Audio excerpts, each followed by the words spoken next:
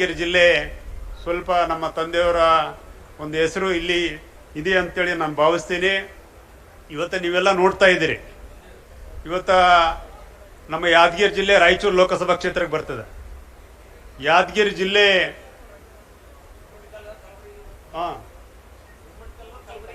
ಕಲ್ಬರಿ ಗೊತ್ತು, ಅದನ್ನೇ ಹೇಳ್ತಿದ್ದೆ ಅಕ್ಕವ್ರಿಗೆ. ಇವತ್ತು ಆ ನಿಟ್ಟಿನಲ್ಲಿ ಪರಿಶಿಷ್ಟ ಪಂಗಡದ ಬಗ್ಗೆ ಹೇಳ್ಬೇಕಪ್ಪ ಅಂದ್ರೆ ಬರೀ ನಾಯಕ ಅಂತಿದ್ರೆ ಮಾತ್ರ ಎಷ್ಟು ಸೇರ್ತದ. ಇವತ್ತ ಪರಿಶಿಷ್ಟ ಪಂಗಡಕ್ಕೆ 5 ಜಾತಿಗಳು ಸೇರ್ಯಾವ. ಯಾವ 5 ಅಂತೇಳಿ ನಿಮ್ಗೆಲ್ಲ ಗೊತ್ತಿರ್ತಕ್ಕಂಥ ವಿಚಾರ. ಬೇಡರು, ವಾಲ್ಮೀಕಿ, ನಾಯಕ್. ನಮ್ಮ ತಂದೆಯವರಾದ ದಿವಂಗತ ರಾಜ ಅಂಬಣ್ಣ ನಾಯಕ್ ಅವರು ಈ ಲೋಕಸಭಾ ಸದಸ್ಯರಾಗಿದ್ದಾಗ ಸನ್ಮಾನ್ಯ ಶ್ರೀ ಚಂದ್ರಶೇಖರ್ ಅವರು ಪ್ರಧಾನಮಂತ್ರಿ, ಸನ್ಮಾನ್ಯ ಶ್ರೀ ದೇವೇಗೌಡರ ಮಾಜಿ ಪ್ರಧಾನಿಗಳಾಗಿರ್ತಕ್ಕಂಥ HD ದೇವೇಗೌಡರ ಆಶೀರ್ವಾದದೊಂದಿಗೆ ಇವತ್ತು 5 ಜಾತಿಗಳನ್ನ ಪರಿಶಿಷ್ಟ ಪಂಗಡಕ್ಕೆ ಸೇರ್ತಕ್ಕಂಥ ಕೆಲಸ ಆಯಿತು. ಇವತ್ತು ಅವು ಸೇರಿದ ಮೇಲೆ 2 ಮೀಸಲಾತಿ ಇದ್ದು ಪರಿಶಿಷ್ಟ ಪಂಗಡಕ್ಕ. ಎಷ್ಟಾದ್ವು ಇವಾಗ? 15 ಮೀಸಲಾತಿ. 15 ಸ್ಥಾನದಲ್ಲಿ ಇವತ್ತು ಪರಿಶಿಷ್ಟ ಪಂಗಡಕ್ಕೆ ಮೀಸಲಾತಿ ಆಗಿದ್ದು ತಮಗೆಲ್ಲ ಗೊತ್ತಿರತಕ್ಕಂಥ ವಿಚಾರ. ಇವತ್ತು ನಾವೆಲ್ಲ ನೋಡ್ತಾ ಇದ್ವಿ, ಕಳೆದ ನಮ್ಮ ಬಸವರಾಜ ಬೊಮ್ಮಾಯಿ ಸಾಹೇಬರ ಸರ್ಕಾರದಲ್ಲಿ ಇವತ್ತೇನಪ್ಪ ಅಂದ್ರೆ ತಳವಾರ ಪರಿವಾರ ಇವೆರಡು ಜಾತಿನ ಎಷ್ಟಾಗಿ ಸೇರಿಸ್ಬೇಕಂತೇಳಿ ಭಾಳ ಹೋರಾಟಗಳು ನಡೆದವು. ಎಷ್ಟಾಗಿ ಸೇರಿಸ್ಬೇಕಂತ ಹೇಳಿದ್ರು. ಇವತ್ತು ಅದನ್ನ ಬಸವರಾಜ ಬೊಮ್ಮಾಯಿ ಸಾಹೇಬರು ಎಷ್ಟಾಗಿ ಸೇರ್ಸಕ್ಕೆ ಹೋಗಿ 15 ಸೀಟ್ನಲ್ಲಿ 1 MLA ಸೀಟ್ BJPಯಿಂದ ಗೆಲ್ಲಕ್ಕಾಗಲಿಲ್ಲ. ಯಾಕಾಗಲಿಲ್ಲಪ್ಪ ಅಂದರೆ ಇವತ್ತು ತಳವಾರ ಪರಿವಾರ ಏನೈತಲ್ಲ ಅದು ಜಾತಿ ಅಲ್ಲ. ತಳವಾರ ಪರಿವಾರ ಏನೈತೆ ವೃತ್ತಿ, ಅದು ಹೌದಿಲ್ರಿ ಯಜಮಾನ್ರೆ? ಅದು ಒಂದು ವೃತ್ತಿ. ಇವತ್ತು ಕುರುಬರಲ್ಲಿ ತಳವಾರ ಇದಾರ, ಅಂಬಿಗ ಸಮಾಜ ಕಬ್ಬೇರದಲ್ಲಿ ಸಮಾಜದಲ್ಲಿ ಸಹ ತಳವಾರ ಇದಾರ, ಇವತ್ತು ನಾಯಕರಲ್ಲಿ ತಳವಾರ ಇದಾರ, ಮುಸಲ್ಮಾನರಲ್ಲೂ ತಳವಾರ ಇದಾರ. ಇವತ್ತು ತಳವಾರ ಪರಿವಾರ ಏನೈತಲ್ಲ ಅದು ವೃತ್ತಿ, ಅದು ಜಾತಿ ಅಲ್ಲ. ಈ ಜಾತಿಗಳನ್ನ ಎಷ್ಟಾಗಿ ಸೇರ್ಸಕ್ ಹೋದ್ರು ಬೊಮ್ಮಾಯಿ ಸಾಹೇಬರು ಯಾರ್ದೋ ಒಂದು ಸಲಹೆ ಮೇರೆಗೆ ಸೇರ್ಸಕ್ ಹೋದ್ರು ಅದು ಗೊಂದಲಕ್ಕೀಡಾಗಿ 15 ವಿಧಾನಸಭಾ ಚುನಾವಣೆ ಪರಿಶಿಷ್ಟ ಪಂಗಡಕ್ಕೆ ಮೀಸಲಾಗಿರ್ತಕ್ಕಂಥ ವಿಧಾನಸಭಾ ಚುನಾವಣೆಯಲ್ಲಿ 1 ಸ್ಥಾನ ಸಹ BJP ಪಕ್ಷ ಗೆಲ್ಲಕ್ಕಾಗಲಿಲ್ಲ. ಆ ಜನ ವಿಧಾನಸಭಾ ಚುನಾವಣೆಯಲ್ಲಿ ತಕ್ಕ ಉತ್ತರ ನೀಡ್ತಕ್ಕಂಥ ಕೆಲಸ ಅದಾಯಿತು. ಇವತ್ತು ಕಾಂಗ್ರೆಸ್ ಪಕ್ಷದ ನೇತೃತ್ವದ 2013ರಲ್ಲಿ ನೀವು ನೋಡ್ತಾ ಇದ್ದೀರಿ, ಸನ್ಮಾನ್ಯ ಸಿದ್ದರಾಮಯ್ಯ ಸಾಹೇಬರ ನೇತೃತ್ವದ ಸರ್ಕಾರ 2013ರಲ್ಲಿ ಸುಮಾರು 1800ರಿಂದ 2000 ರೈತರು ಆತ್ಮಹತ್ಯೆ ಮಾಡಿಕೊಂಡ್ರು. 2000 ರೈತರು ಆತ್ಮಹತ್ಯೆ ಮಾಡಿಕೊಂಡ್ರು. ಸರ್ಕಾರ ಸಿದ್ದರಾಮಯ್ಯ ಸಾಹೇಬರು ಮುಖ್ಯಮಂತ್ರಿಗಳು ಜಪ್ ಅನ್ಲಿಲ್ಲ, ಒಬ್ಬರಿಗೂ ಸಹ ಸಹಾಯ ಹಸ್ತ ನೆರವಿನ ಹಸ್ತ ಚಾಚಲಿಲ್ಲ. ಆದರೆ ಕುಮಾರಸ್ವಾಮಿ ಅವರಿಗೆ ಅಧಿಕಾರ ಇದ್ದಿಲ್ಲ, ಆದರೂ ಸಹ ನನ್ನ ರೈತರು ಸಂಕಷ್ಟದಲ್ಲಿದ್ದಾರೆ, ಅವ್ರಿಗೆ ಏನಾದರೂ ನಾನು ಸಹಾಯ ಮಾಡಬೇಕಂತೇಳಿ ಒಂದು ದೃಢ ನಿರ್ಧಾರ ಮಾಡಿ ರೈತರಿಗೆ, ಮಹಿಳೆಯರಿಗೆ, ಆ ಕುಟುಂಬದ ಸದಸ್ಯರಿಗೆ ಒಬ್ಬೊಬ್ಬರಿಗೆ 50,000 ಪರಿಹಾರ ಕೊಡೋದ್ರ ಮೂಲಕ ಆ ಜನಾಂಗಕ್ಕೆ, ಒಂದು ರೈತರಿಗೆ ಶಕ್ತಿ ತುಂಬತಕ್ಕಂಥ, ಧೈರ್ಯ ತುಂಬತಕ್ಕಂಥ ಕೆಲಸ ಕುಮಾರಸ್ವಾಮಿ ಅವರು ಅಧಿಕಾರ ಇಲ್ಲ ಅಂದ್ರೆ ಸಹ ಮಾಡಿದ್ರು. ಇವತ್ತು ರೈತರು ಯಾವಾಗ ತೋರಿಸಿದ್ರು ಅವರ ನೋವನ್ನ ಅಂದ್ರೆ 2018ರ ವಿಧಾನಸಭಾ ಚುನಾವಣೆಯಲ್ಲಿ ನಾಗನೋಡಂಗ ಅಂಕಲ್ ಅವರು ಗೆದ್ದಿದ್ರು. ಇಲ್ಲಿ 2018ರಲ್ಲಿ ಮಾನ್ವಿಯಿಂದ ನಾನು ಗೆದ್ದಿದ್ದೆ. 2018ರ ವಿಧಾನಸಭಾ ಚುನಾವಣೆಯಲ್ಲಿ ಕಾಂಗ್ರೆಸ್ ಪಕ್ಷದ ಸಿದ್ದರಾಮಯ್ಯ ಅವರ ನೇತೃತ್ವ ಸರ್ಕಾರನ ಮನೆಗೆ ಕಳಿಸೋದ್ರ ಮೂಲಕ ಆ ರೈತರು ಇವತ್ತು ಏನಪ್ಪ ಅಂದ್ರೆ ತಮ್ಮ ಒಂದು ಅವರಿಗೆ ಪಾಠವನ್ನ ಕಲಿಸ್ತಕ್ಕಂಥ ಕೆಲಸ ಅಂದಿನ ದಿನಗಳಲ್ಲಿ ರೈತರು ಮಾಡಿದ್ರು ಅಂತೇಳಿ ನಾನು ಜ್ಞಾಪಿಸ್ಲಿಕ್ಕೆ ಇಷ್ಟಪಡ್ತೀನಿ. ಅದಾದ್ಮೇಲೆ ಕುಮಾರಸ್ವಾಮಿ ಅವರು ಮುಖ್ಯಮಂತ್ರಿ, ಈ ರಾಜ್ಯಕ್ಕೆ ಮುಖ್ಯಮಂತ್ರಿ ಆದ್ಮೇಲೆ ಕುಮಾರಸ್ವಾಮಿ ಅವರ ತಲೆ ಯಾವ ಕಡೆ ಇರ್ತದಂದ್ರೆ ರೈತರ ಕಡೆನೇ ಇರ್ತದೆ ಯಾವಾಗ್ಲೂ ಮನಸ್ಸು. ರೈತರು ಸಂಕಷ್ಟದಲ್ಲಿದ್ದಾರೆ, ಸುಮಾರು 2000 ರೈತರು ಆತ್ಮಹತ್ಯೆ ಮಾಡ್ಕೊಂಡ್ರೆ ಇವ್ರಿಗೆ ಏನಾದ್ರು ಮಾಡ್ಬೇಕಪ್ಪ, ಏನಾದ್ರು ಉಳಿಸ್ಕೋಬೇಕು ಇವ್ರನ್ನ ಅಂತೇಳಿ ನಾವು ಯಾರು 1 ರೂಪಾಯಿ ಸಾಲ ಮನ್ನಾ ಮಾಡೋದು ಕೇಳಿಲ್ಲ. ಕುಮಾರಸ್ವಾಮಿ ಅವರು 25,000 ಕೋಟಿ ರೈತರ ಸಾಲ ಮನ್ನಾ ಮಾಡೋದ್ರ ಮೂಲಕ ರೈತರಿಗೆ ನೆರವಿಗೆ ಧಾವಿಸ್ತಕ್ಕಂಥ ಕೆಲಸ ಅವತ್ತು ಕುಮಾರಸ್ವಾಮಿ ಅವರು ಮಾಡಿದ್ರು ಅಂತೇಳಿ ಈ ಸಂದರ್ಭದಲ್ಲಿ ಹೇಳಲಿಕ್ಕೆ ಇಷ್ಟಪಡ್ತೀನಿ. ಇವತ್ತು ನೀವು ನೋಡ್ತಾ ಇದ್ದೀರಿ, ಇವತ್ತು ವಾಲ್ಮೀಕಿ ನಾಯಕ ಜನಾಂಗ 1,187 ಕೋಟಿ ಹಗರಣ, 187 ಕೋಟಿ ಸಿದ್ದರಾಮಯ್ಯ ನೇತೃತ್ವದ ಕಾಂಗ್ರೆಸ್ ಪಕ್ಷದಲ್ಲಿ ಇವತ್ತು ಹಗರಣ ಆಗಿದೆ. ಅವರು ವಿಧಾನಸಭೆಯಲ್ಲಿ ಒಪ್ಕೊಂಡಿದ್ದಾರೆ. ನಿಖಿಲ್ ಬ್ರದರ್ ಅವ್ರು ಹೇಳ್ತಿದ್ರು ಜೇವರಿಗೆಯಲ್ಲಿ 88 ಕೋಟಿ 90 ಕೋಟಿ ನಾವು ಅದರಲ್ಲಿ ಮಿಸ್ಯೂಸ್ ಮಾಡಿಕೊಂಡು ದುರುಪಯೋಗ ಪಡಿಸಿಕೊಂಡು ಅಂತೇಳಿ ಮಾನ್ಯ ಮುಖ್ಯಮಂತ್ರಿಗಳು ಒಪ್ಕೊಂಡಿದ್ದು ವಿಧಾನಸಭೆಯಲ್ಲಿ ತಾವೆಲ್ಲ ನೋಡಿದ್ದೀರಿ.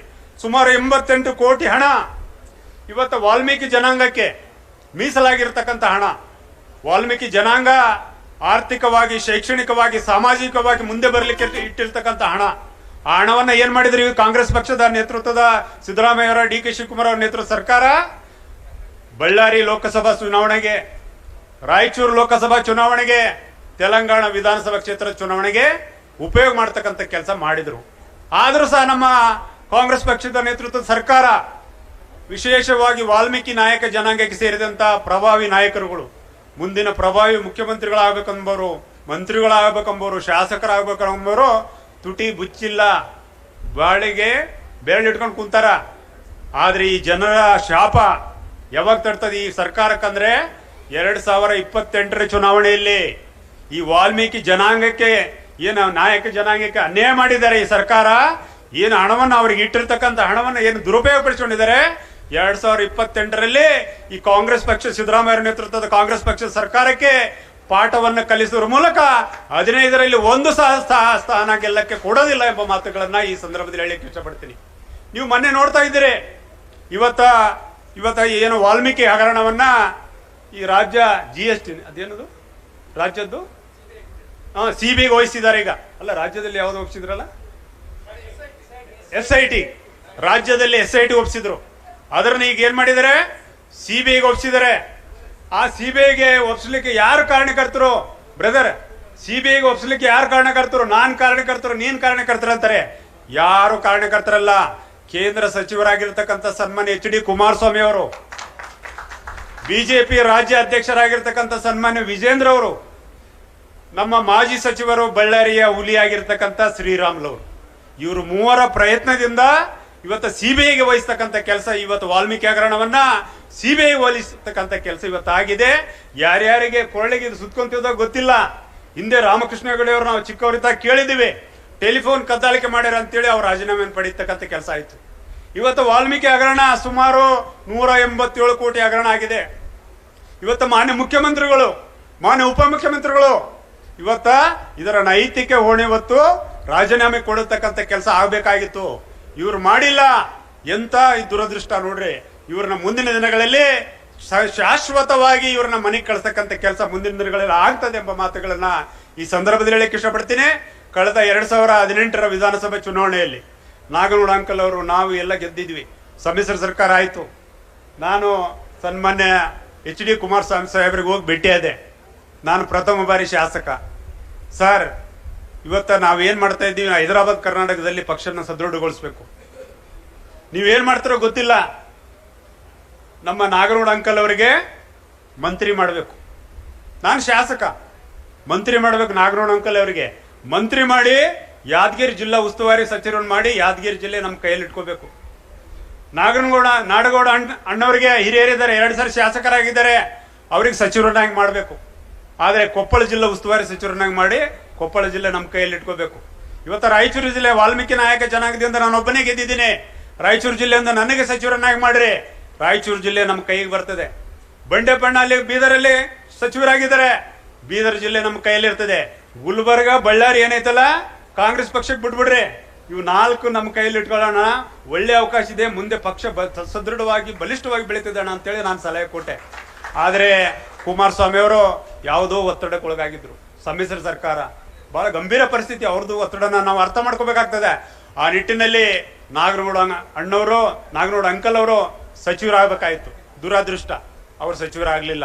ಆ ನಿಟ್ಟಿನಲ್ಲಿ ಇವತ್ತ ಪಕ್ಷ ಆದರೂ ಸಹ ಅವರ ಸುಪುತ್ರ ಶರಣಗೌಡ ಸಹೋದರ ಶರಣಗೌಡ ಕಂದುಕೂರು ಅವರು ಆ ಸ್ಥಾನವನ್ನ ನಿಖಿಲ್ ಕುಮಾರಸ್ವಾಮಿ ಅವರು, HD ಕುಮಾರಸ್ವಾಮಿ ಅವರು ಇವತ್ತು ಶರಣಗೌಡ ಕಂದುಕೂರು ಅವರನ್ನ ಮುಂದಿನ ದಿನಗಳಲ್ಲಿ ಯಾದಗಿರಿ ಜಿಲ್ಲಾ ಉಸ್ತುವಾರಿ ಸಚಿವರನ್ನಾಗಿ ಮಾಡಿ ನಾಗನಗೌಡ ಅಂಕಲ್ ಅವರ ಏನೋ ಅವರ ಹೆಸರಿದೆ ಆ ಹೆಸರನ್ನ ಉಳಿಸಿಕೊಂಡು ಬೆಳೆಸ್ಕೊಂಡು ಹೋಗ್ಲಿಕ್ಕೆ ಒಂದು ಸಂಪೂರ್ಣ ಸಹಕಾರ ನೀಡತಕ್ಕಂಥ ಕೆಲಸ ಮಾಡ್ತಾರೆ ಎಂಬ ಮಾತುಗಳನ್ನ ಈ ಸಂದರ್ಭದಲ್ಲಿ ಹೇಳಿ, ತಾವೆಲ್ಲ ಇವತ್ತ ಏನಪ್ಪಾ ಅಂದ್ರೆ ಮಿಸ್ ಕಾಲ್ ಕೊಡೋದ್ರ ಮೂಲಕ ಇವತ್ತ ಪಕ್ಷವನ್ನ ಇವತ್ತು ಸದಸ್ಯತ್ವನ ಪಡಿತಕ್ಕಂಥ ಕೆಲಸ ನಾವೆಲ್ಲರೂ ಸೇಡ್ ಮಾಡ್ಬೇಕಾಗ್ತದೆ. ಅದರಲ್ಲಿ ವಿಶೇಷವಾಗಿ ನಿಖಿಲ್ ಕುಮಾರಸ್ವಾಮಿ ಅವರ ಸಹೋದರ ನಿಖಿಲ್ ಕುಮಾರಸ್ವಾಮಿ ಅವರ ಬಗ್ಗೆ ಹೇಳ್ಬೇಕಂದ್ರೆ, ಈ ವಯಸ್ಸಿನಲ್ಲಿ ಪಕ್ಷವನ್ನ ಸದೃಢವಾಗಿ ಕಟ್ಟೋದ್ರ ಜೊತೆಗೆ ಮುನ್ನಡೆಸ್ಕೊಂಡು ಹೋಗ್ತಕ್ಕಂಥ ಕೆಲಸಕ್ಕೆ ಅವರು ಇಳಿದಿದ್ದಾರೆ. ಅವರ ಜೊತೆಗೆ ಇವತ್ತ ಮಾಜಿ ಸಚಿವರು, ಮಾಜಿ ಶಾಸಕರು, ಹಾಲಿ ಶಾಸಕರು, ಎಲ್ಲ ಜಾತಿ ವರ್ಗದವರು, ಇಲ್ಲಿ ನೋಡ್ರಿ ನಾವೆಲ್ಲ ಜಾತಿ ವರ್ಗದವ್ರಿಗೆ ಅವ್ರನ್ನ ಕೈ ಜೋಡಿಸಿ ಅವರಿಗೆ ಶಕ್ತಿ ತುಂಬತಕ್ಕಂಥ, ಧೈರ್ಯ ತುಂಬತಕ್ಕಂಥ, ಮುನ್ನುಗ್ಸ್ತಕ್ಕಂಥ ಕೆಲಸ ಇವತ್ತು ನಾವು ಮಾಡ್ತಾ ಇದ್ದೀವಿ. ಯಾದಗಿರಿ ಜಿಲ್ಲೆ ಎಲ್ಲ ನನ್ನ ಮತದಾರ ಎಲ್ಲ ಮುಖಂಡರಲ್ಲಿ ಕೈ ಮುಗಿದು ಕೇಳ್ಕೊಳ್ಳೋದಿಷ್ಟೇ, ನೀವು ಸಹ ಅಷ್ಟೇ. ಎಲ್ಲ ಜಾತಿ ವರ್ಗದವರು ಈ JDS ಪಕ್ಷವನ್ನ ಕಟ್ಟಿ ಬೆಳೆಸಲಿಕ್ಕೆ ಅವರಿಗೆ ಕೈ ಜೋಡಿಸ್ತಕ್ಕಂಥ ಕೆಲಸ ನಾವೆಲ್ಲರೂ ಸೇರಿ ಮಾಡೋಣ ಎಂಬ ಮಾತುಗಳನ್ನು ಈ ಸಂದರ್ಭದಲ್ಲಿ ಹೇಳಿ ನನ್ನನ್ನು ಕರೆಸಿ ಗೌರವಿಸಿದ್ದಕ್ಕಾಗಿ ರಾಯಚೂರು ಇವತ್ತ ಯಾದಗಿರಿ ಜಿಲ್ಲೆಯ JDS ಪಕ್ಷದ ಎಲ್ಲ ಅಧ್ಯಕ್ಷರಿಗೆ, ಶಾಸಕರಿಗೆ, ತಮ್ಮೆಲ್ಲರಿಗೆ ಹೃದಯಪೂರ್ವಕ ವಂದನೆಗಳು ಸಲ್ಲಿಸಿ ನನ್ನ ಮಾತುಗಳು ಮುಗಿಸ್ತೇನೆ. ಜೈ ಹಿಂದ್, ಜೈ ಕರ್ನಾಟಕ. ಮಾತು JDS ಪಕ್ಷದ ಅಧಿಕಾರಾವಧಿಯಲ್ಲಿ ಮಾಡಿದ ಜನೋಪಯೋಗಿ ಕೆಲಸಗಳನ್ನು ಕೊಂಡಾಡಿದ ಮಾಜಿ ಶಾಸಕರಾದಂಥ ರಾಜ ವೆಂಕಟಪ್ಪ ನಾಯಕರಿಗೆ ಧನ್ಯವಾದಗಳು. ಈಗ ವೇದಿಕೆಯನ್ನು ಉದ್ದೇಶಿಸಿ ನಮ್ಮ ಜೇವರ್ಗಿ ಮತಕ್ಷೇತ್ರದ ಮಾಜಿ ಶಾಸಕರು, ಬಹುತೇಕ ಅವರೇನೋ MLA ಆಗ್ತಾರಂತ ತಿಳ್ಕೊಂಡು ನಾವು ಕನಸು ಕಂಡಿದ್ದೀವಿ. ಆದರೆ 2028 ಜೇವರ್ಗಿ ಕ್ಷೇತ್ರಕ್ಕೆ MLA